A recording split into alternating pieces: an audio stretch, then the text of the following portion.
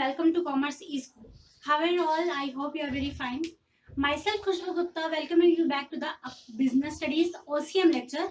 Okay, we are learning the chapter Functions of Management chapter हम सीख रहे हैं.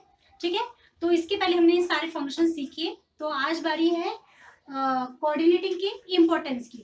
ठीक है, तो कोऑर्डिनेटिंग का मीनिंग, डेफिनेशन एंड नेचर सीख चुके हैं. हम अभी सीखेंगे इम्पोर्टेंस. ठीक है, what are the importance of the coordination. तो ये बहुत जरूरी है सीखना. ठीक है, तो क्या है कोऑर्डिनेशन. कोऑर्डिनेटिंग क्या, तालमेल करना. कोऑर्डिनेटिंग मींस क्या, तालमेल करना. राइट, एक डिपार्टमेंट का दूसरे डिपार्टमेंट के साथ, एक लेवल का दूसरे लेवल ऑफ मैनेजमेंट के साथ क्या तालमेल होना चाहिए, लिंक रहता है. ठीक है, तो वही हम पढ़ रहे हैं. इंपॉर्टेंस मींस क्या महत्व है.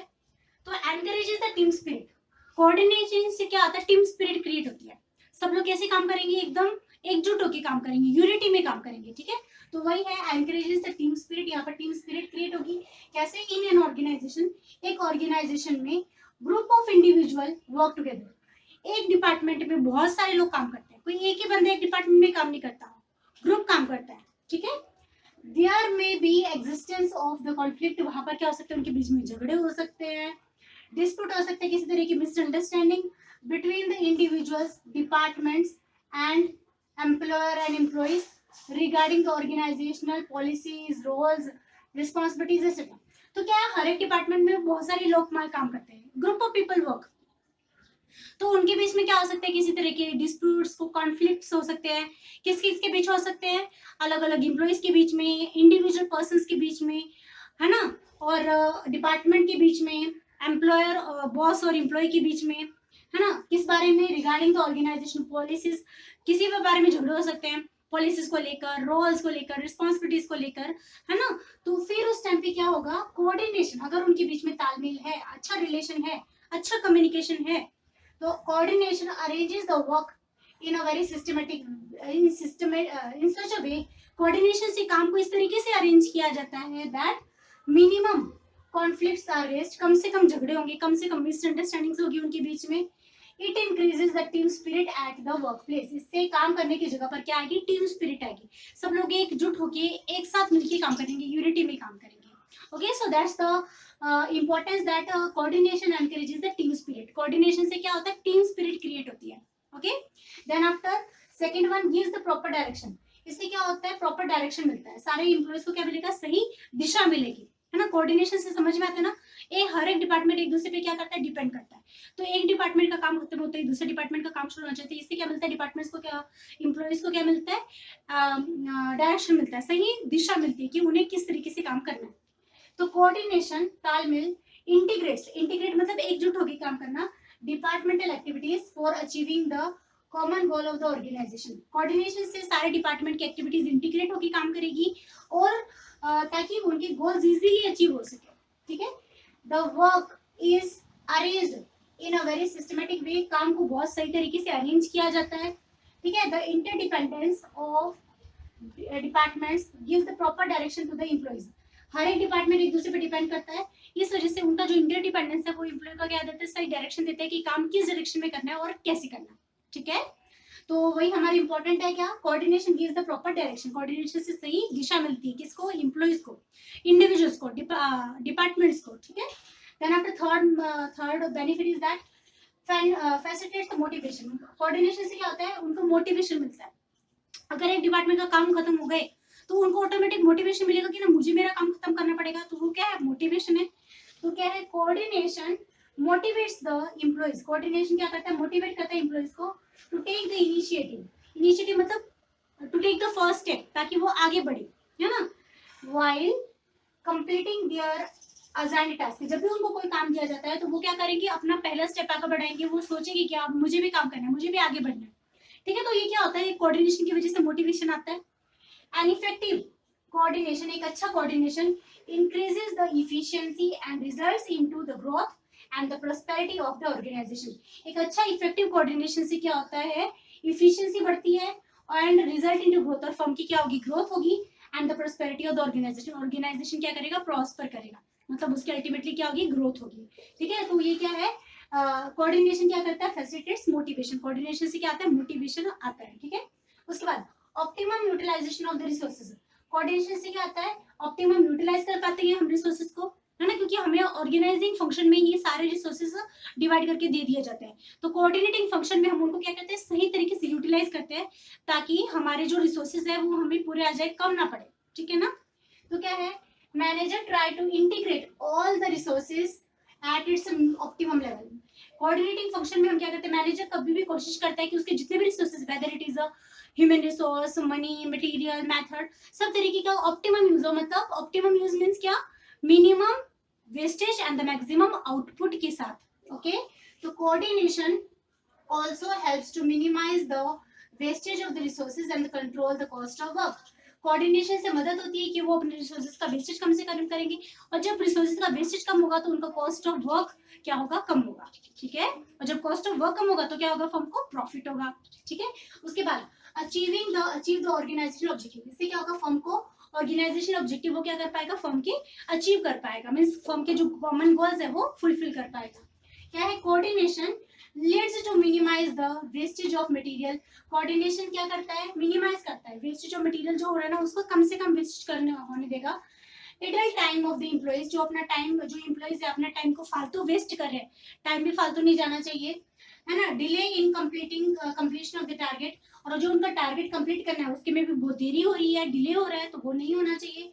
डिपार्टमेंटल डिस्प्यूट्स एक्सेट्रा, और डिपार्टमेंटल डिस्प्यूट्स बढ़ रहे हैं, झगड़े बढ़ रहे हैं डिपार्टमेंट्स के बीच में, तो टू अ ग्रेट एक्सटेंट, तो इन सब को क्या करता है, वो मिनिमाइज करता है। क्या क्या मिनिमाइज करता है, wastage of material, idle time of the employees, जो टारगेट कंप्लीशन में जो देरी हो रही है वो कम से कम होने देगा, और डिपार्टमेंट्स के बीच में वो डिस्प्यूट्स मिनिमाइज करेगा, ठीक है।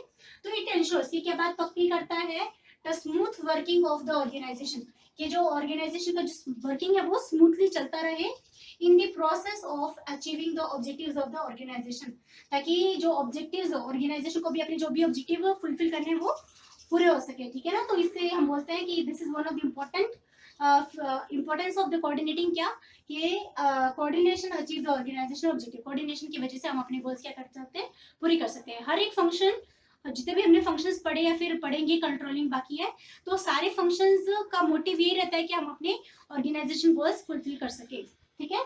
आगे, इंप्रूव द रिलेशन, कोऑर्डिनेशन से हमारे रिलेशन अच्छे होते हैं, क्योंकि हमें एक दूसरे के साथ क्या करनी पड़ती है, बातचीत करनी पड़ती है, एक एम्प्लॉय को दूसरे एम्प्लॉय के साथ, बॉस को एम्प्लॉय के साथ, एक डिपार्टमेंट को दूसरे डिपार्टमेंट के साथ, एक लेवल ऑफ मैनेजमेंट को दूसरे लेवल में मैनेजमेंट के साथ। तो यहाँ पर कम्युनिकेशन की वजह से सबके रिलेशन कैसे हो जाते हैं, not only the informal, formal relation तो है ही, साथ में उनके बीच में इनफॉर्मल रिलेशन बन जाते हैं। और जब एम्प्लॉयज के बीच में, जो किसी के बीच में भी इनफॉर्मल रिलेशन क्रिएट हो जाते हैं, आई मीन टू से फ्रेंडली रिलेशंस क्रिएट हो जाते हैं, हेल्दी रिलेशंस क्रिएट हो जाते हैं, तो फर्म का काम ऑटोमेटिकली कंप्लीट होगा, है ना, टारगेट के अंदर कंप्लीट होगा। तो क्या है, coordination develops the cordial relations between all the levels of the management. सारे मैनेजमेंट के बीच में कैसे रिलेशंस बन जाते हैं, कोऑर्डियल मींस क्या, हेल्दी रिलेशंस बन जाते हैं। एवरी डिपार्टमेंट, हर एक department depends on the functioning of the other department. एक डिपार्टमेंट दूसरे डिपार्टमेंट पे डिपेंड करता है, किसके लिए, फंक्शनिंग के लिए, है ना। जैसे क्या एग्जांपल देखेंगे हम, sales department works according to the production department. देखो, प्रोडक्शन होने के बाद ही सेल हो सकता है ना, है ना। सेल पहले करेंगे, प्रोडक्शन बाद में करेंगे, पॉसिबल है नहीं। तो पहले सेल डिपार्टमेंट किस पे डिपेंड करता है, प्रोडक्शन डिपार्टमेंट पे, ठीक है। उसके बाद प्रोडक्शन डिपार्टमेंट किस पे डिपेंड करता है, production department depend upon the purchase department. Production department किस पे डिपेंड करता है, परचेज डिपार्टमेंट। तो हर एक डिपार्टमेंट को एक दूसरे के बीच में तालमेल रखना पड़ता है, कम्युनिकेशन रखना पड़ता है, जिससे उन्हें समझ में आए कि किस डिपार्टमेंट का काम हो गया, अब मैं काम स्टार्ट कर सकता हूँ, लाइक दैट, ओके। तो इम्प्रूव्स द रिलेशन, इससे रिलेशंस अच्छे होते हैं।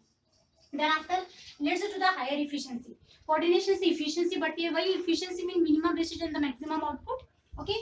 तो क्या है, with the help of the optimum utilisation of the resources, जब हम अपने रिसोर्सेज का मैक्सिमम यूटिलाइजेशन करते हैं, the organisation can achieve the high return in terms of high productivity. तो क्या फर्म को क्या मिलेगा, हाई रिटर्न मिलेगा, किस फॉर्म में, ज्यादा से ज्यादा प्रोडक्शन होगा, हाई प्रोडक्टिविटी होगी, हाई प्रॉफिटेबिलिटी, प्रॉफिट ज्यादा होगा, as well as can reduce the cost, और कॉस्ट खर्चा जो लगेगा वो क्या होगा, कम से कम होगा, ठीक है।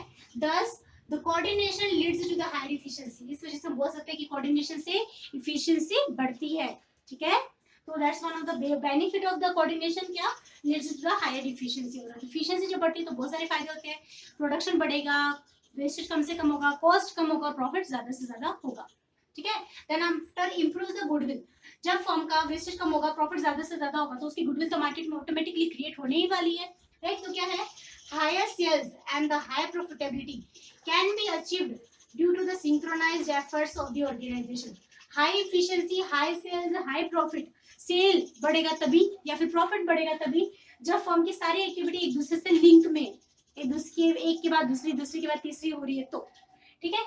पीपल सही तरीके से एक दूसरे से कोऑर्डिनेट कर रहे हैं, स्ट्रॉन्ग ह्यूमन रिलेशंस, सारी ह्यूमन के बीच में अच्छे रिलेशंस है, एंड द लोअर कॉस्ट, और कॉस्ट क्या है, कम से कम है। It reflects on the market value of the shares, उससे मार्केट वैल्यू पे असर पड़ता है, जिस भी कंपनी की गुडविल बढ़ेगी तो उससे मार्केट वैल्यू पे इफेक्ट होगा।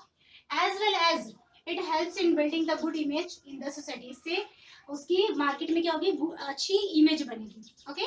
Then after 9th point is the unity of direction. Unity of direction के सबका एक ही डायरेक्शन है, भले डिपार्टमेंट अलग अलग क्यों नहीं है, कोई प्रोडक्शन डिपार्टमेंट है, कोई पैकेजिंग डिपार्टमेंट है, कोई क्वालिटी कंट्रोल डिपार्टमेंट है, कोई परचेज डिपार्टमेंट है, डिपार्टमेंट भले ही अलग है, लेकिन सबका काम तो एक ही है, सबका डायरेक्शन एक ही है। Unity of direction means toward the single direction, एक ही ऑब्जेक्टिव है सबका कि फर्म के ऑब्जेक्टिव पूरे करना, right.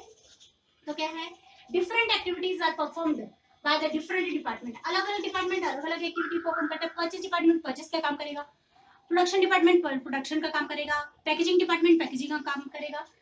So in this way the coordination क्या करता है, हार्मोनाइजेस दीज एक्टिविटी, कोऑर्डिनेशन से सारी एक्टिविटी में harmonise means peaceful relations create होते हैं for achieving the common goal of the organisation, और वो फॉर्म क्या कर पाती है, अपने कॉमन गोल्स अचीव कर पाती है, फुलफिल कर पाती है, ठीक है।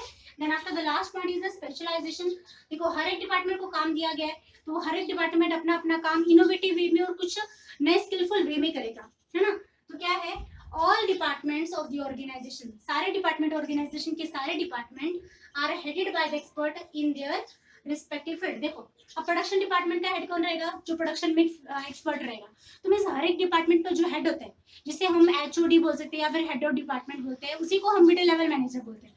तो मिडिल लेवल मैनेजर क्या होता है, अपने अपने फील्ड में क्या रहता है, परफेक्ट रहता है। अब जैसे आप बोल सकते हैं कि फाइनेंस डिपार्टमेंट का हेड कौन रहेगा, कोई सीए रहेगा, चार्टर्ड अकाउंटेंट रहेगा, तो वो तो फाइनेंस में एक्सपर्ट है ही। तो इस तरीके से हर एक डिपार्टमेंट का हेड क्या होता है, अपने अपने डिपार्टमेंट का परफेक्ट होता है, स्पेशलाइज्ड होता है। The specialised knowledge of this departmental heads helps in manager decision, तो उसको अपने डिपार्टमेंट में क्या करवाना है, वो तो अपना काम, अपने डिपार्टमेंट का काम क्या करवाएगा, परफेक्ट करवाएगा, क्योंकि उसके पास जो नॉलेज है वो परफेक्ट है अपने अपने डिपार्टमेंट के बारे में, ठीक है ना।